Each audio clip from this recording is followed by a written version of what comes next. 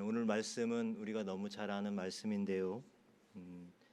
예수님께서 자기 자신을 철저하게 낮추어서 종의 모습으로 세상에 오셨습니다. 이것은 한마디로 우리 주님께서 예수님께서 아버지이신 하나님께 받은 소명이라고 할 수가 있습니다. 우리 주님은 그 소명을 온전히 감당하기 위해서 종이 되어 주셨습니다.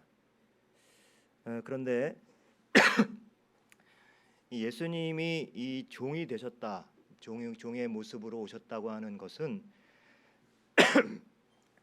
그냥 겉으로 흉내만 내신 것이 아니라 실제로 종이 되셨다라고 하는 것을 의미합니다. 왜 이런 말씀을 드리냐면 예수님이 오셨던 그 당시에도 세상은 로마와 그리스의 그러한 문화와 그런 신화들 가운데 있었죠. 그리스 로마 신화에 보면 신들이 가끔 인간의 몸으로 세상에 올 때가 있습니다. 그것은 사실은 인간이 바로 되어서 온 것이 아니라 그대로 신의 속성을 감춘 채로 사람들을 속이거나 아니면 사람들을 미혹하기 위해서 신들이 그렇게 때론 인간의 몸을 입고 왔죠. 이것을 우리가 가짜로 몸을 입었다고 할 수가 있는 것입니다. 그러나 성경은 분명히 우리 예수님께서 실제로 사람의 몸을 입고 이 땅에 오셨고, 게다가 그냥 일반적인 그러한 사람도 아니고 당시에 가장 낮은 종의 모습으로, 종으로 사람들을 위해서 이렇게 오셨다고 하는 것. 오늘 말씀의 마지막에는 그 종의 마지막은 바로 죽음, 십자가에서 죽음, 자기 목숨까지 내어주신 것으로 나와 있습니다. 사도 바울은 이러한 주님의 모습을, 종의 모습을 묵상하고 보면서 우리 성도들에게, 그리스도인들에게 너희 안에 이 마음을 품으라라고 이렇게 말을 하고 있습니다. 예수님의 마음, 그것은 바로 종이 되어서 남을 섬기는 그러한 소명을 뜻하고 있습니다. 남을 섬기는 삶을 살라는 초청입니다.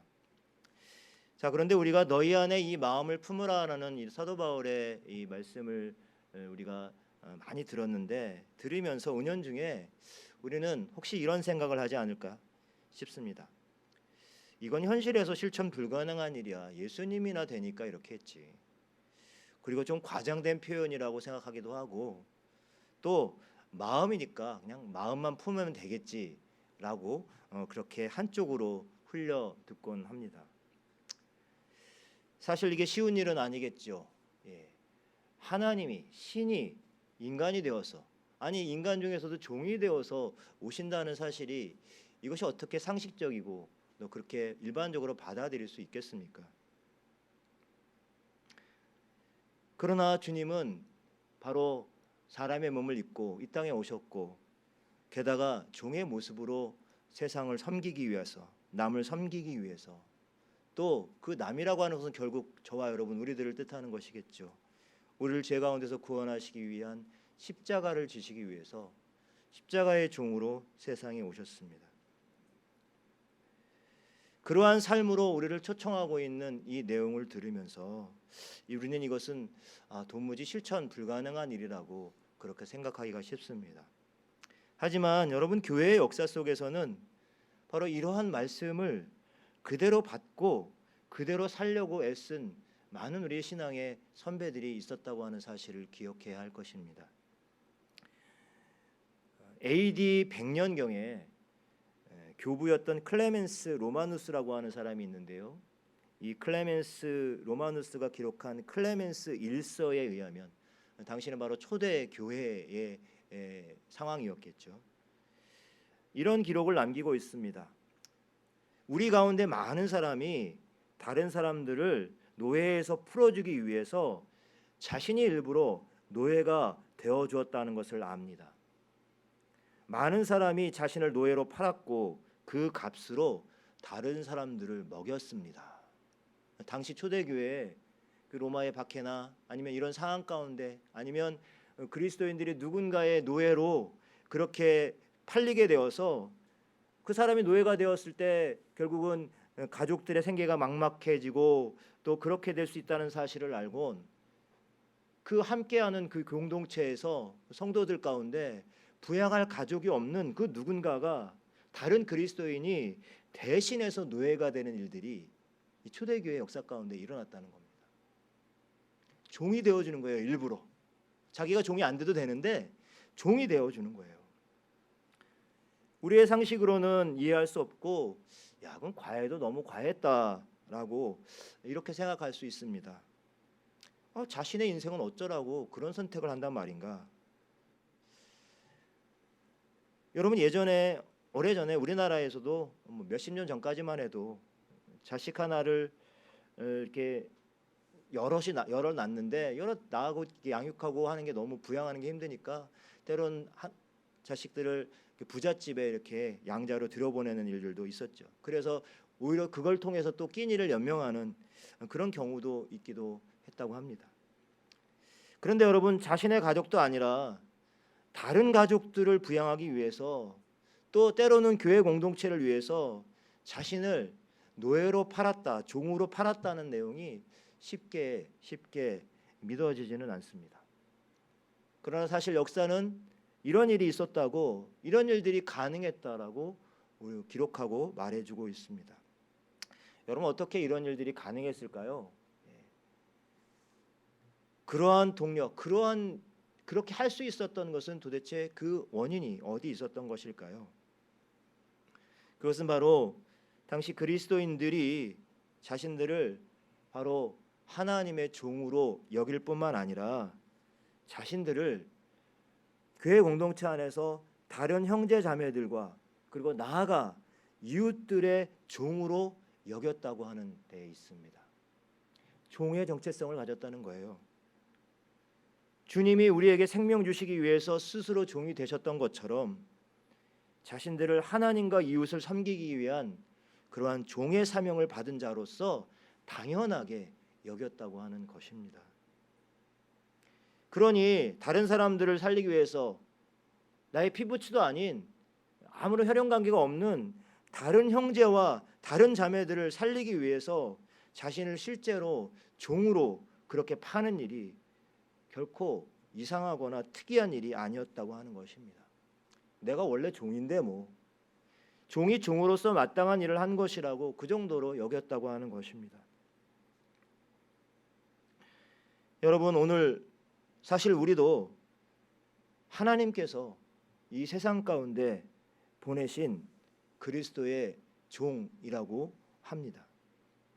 하나님이 우리에게 소명을 주시고 우리를 이 땅 가운데 보내신 이유는 바로 예수님께서 이 세상을 섬기셨던 것처럼 우리들로 하여금 우리가 사는 이 세상 속에서 섬김의 소명을 감당하라고 불러주신 것이지요. 그러므로 그리스도인이라 함은 한마디로 섬김의 소명을 받은 사람이라고 할 수가 있습니다. 우리 교회가 섬기는 교회잖아요. 그러니까 이 성경에서 이 섬김이라고 하는 것이 얼마나 이게 강조되어 있는가라고 하는 것을 생각해 볼 때 우리는 이 섬기는이라는 의미에 항상 우리가 긴장도 하고 그리고 굉장히 우리 마음 가운데 깊이 새기면서 받아들여야 될 그러한 단어입니다. 이러한 섬김의 소명을 우리는 때로는 교회 안에서만 발견하려고 합니다. 하지만 그리스도인으로서의 섬김의 소명은 교회뿐만 아니라 우리가 살아가는 실제 삶의 현장에서 발견할 수 있어야 합니다. 가정에서도요, 직장에서도요, 학교에서도요. 어디든지 우리는 이 섬김의 소명을 발견해야 합니다.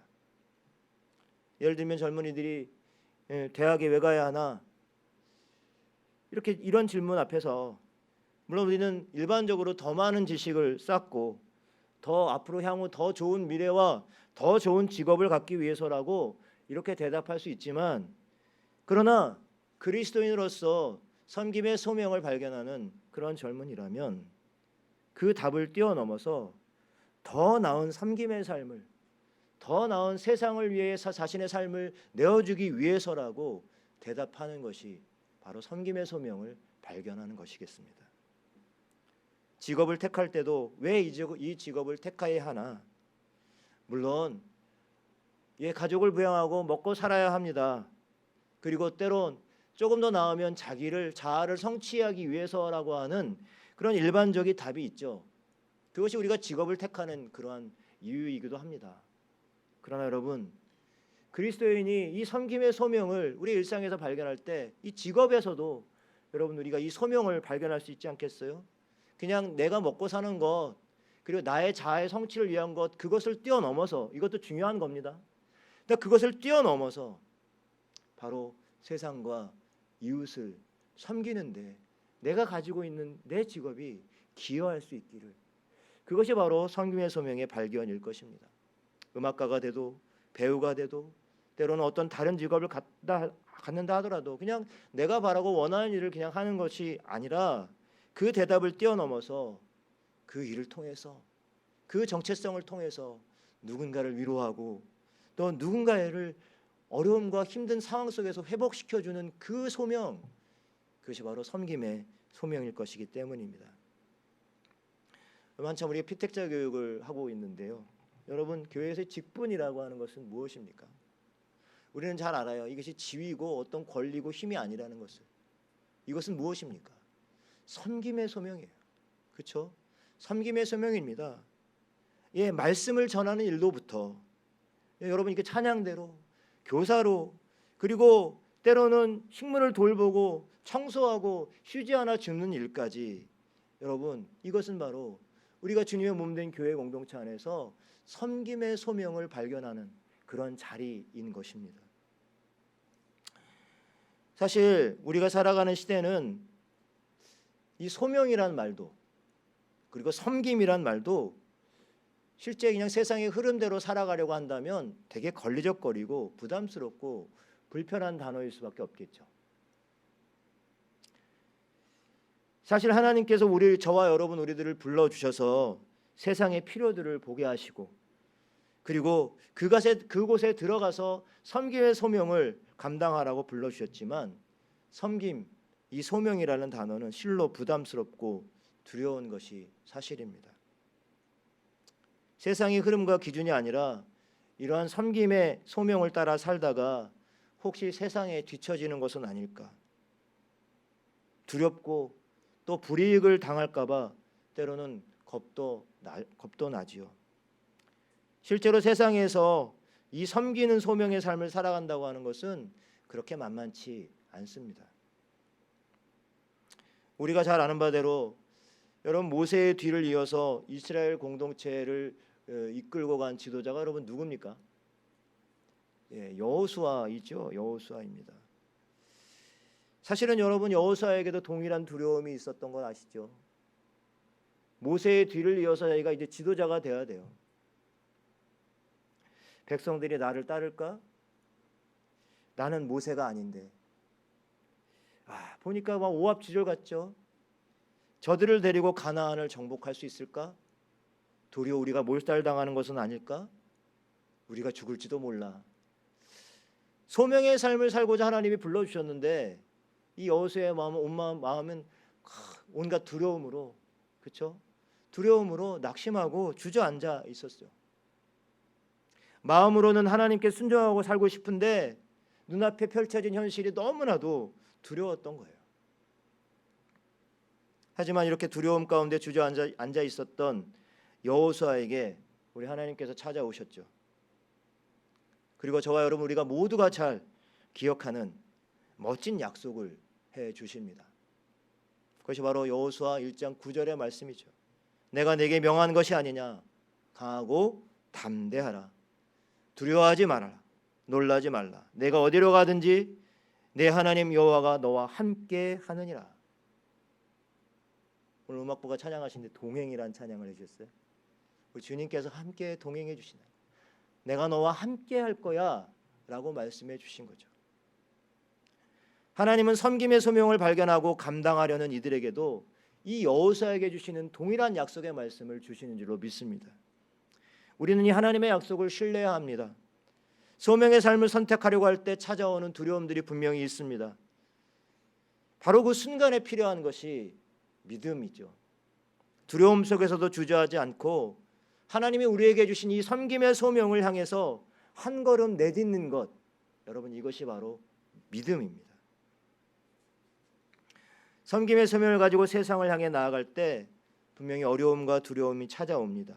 그러나 하나님이 우리와 함께 계시고 그 길을 열어주신다는 믿음이 바로 하나님께서 저와 여러분들에게 기대하는 믿음인 줄로 믿습니다. 오늘 우리는 하나님의 사람이 되어 세상을 섬기도록 부름을 받았습니다. 하나님이 예수 그리스도의 십자가의 죽음으로 우리에게 구원의 은혜를 베풀어 주셨는데 그의 자녀가 되어 아버지의 뜻에 순종 못할 것이 있겠습니까? 하나님이 세상 끝날까지 함께 하시겠다고 약속해 주셨습니다. 그 소명의 삶을 가로막는 어떠한 장애와 두려움에 주저앉거나 뒤로 물러설 필요는 분명히 없을 것입니다. 오직 겸손히 자기 몸을 낮춰서 오늘 섬김의 종으로 오셨던 주님을 바라보면서 이 섬김의 소명에 그 발걸음을 한 걸음씩 내딛는 저와 여러분들이 되시기를 바랍니다. 또한 그 길에서 만나게 될 그 주님을 기대하는 저와 여러분들이 되시기를 간절히 축복합니다.